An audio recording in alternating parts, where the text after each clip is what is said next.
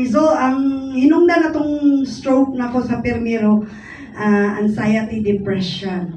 So, kanang anxiety, depression, makakause na siyang stroke. So, in short, nabidridin ko, naiwi akong nawong, sahon ko sa akong anak para ipaihi. Kaya akong mga anak, puros lalaki, so dayungan ko nila para ila kong ipaihi. So, grabe kayo ang struggle na ko ato, no? Maghilaka ko kay kana bitong dili nimo malihok imong kamot para itrapo sa lamisa. Then ang daily life na ko naanad ko nga magserbisyo gyud sa mga bata. Pagmata, magkuan, kontra gyud ako nang adto sa hospital kay dili ko gusto makabalo kung unsa akong sakit kay ang akong baliga lechon. So every time na ma-display mi og lechon, di yun manikayan nga mangaon man yun may glitson. Then kana na yung laman loob, so napag yun ang point nga kanang mag-cholesterol yun ka kay sige man kaon lechon, mamaligya glitson. Nya kung ay mag-order sa among glitson, syempre invited po ka sa nag-glitson. So kaon na sad, kaon. Muna akong pinaka-paborito nga pagkaon lechon. Ang laman loob, ihalang-halang dayon. So after ang nagkaroon ko og enlargement sa heart, dayon magsunod-sunod naman din ng sakit kay ibalik nimo sa doktor matingala na magbuka napay spondylosis kanimo ni spondylosis scoliosis mo ni ang spondylosis. So ready na ko ang operation diya sa provincial hospital. Tanan record na ko naa sa provincial hospital. So every time nga maadto ko dito, lahi na po'y sakit i-istorya sa doktor. Kaya ang akong asma nagkagrabe. Katong painkillers disease nga ko ato halos sa ako. So ang asma dili po siya basta-basta katong spray gyud nga lifetime nga spray nga double na gyud ang iyang steroids pangingana bitaw.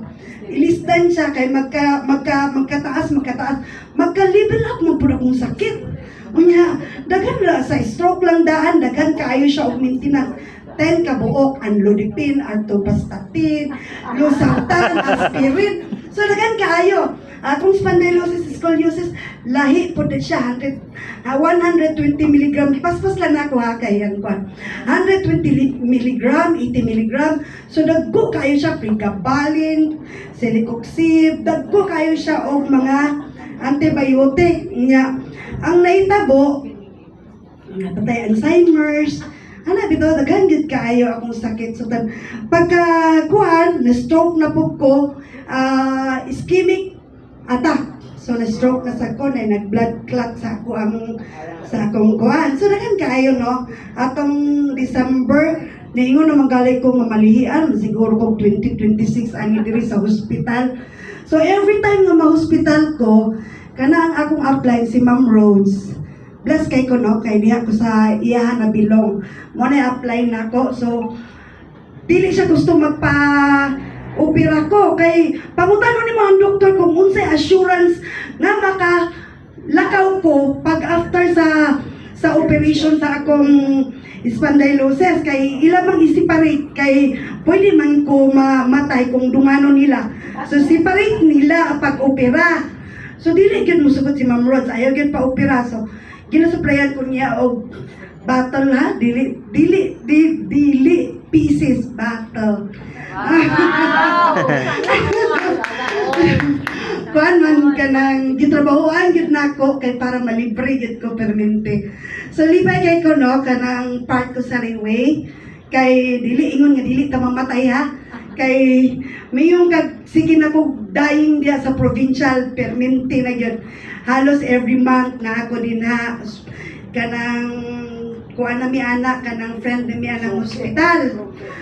Suki na mi anang hospital kay taga pareha karon nga giingnan ko nga mag-speaker unya naay man ta.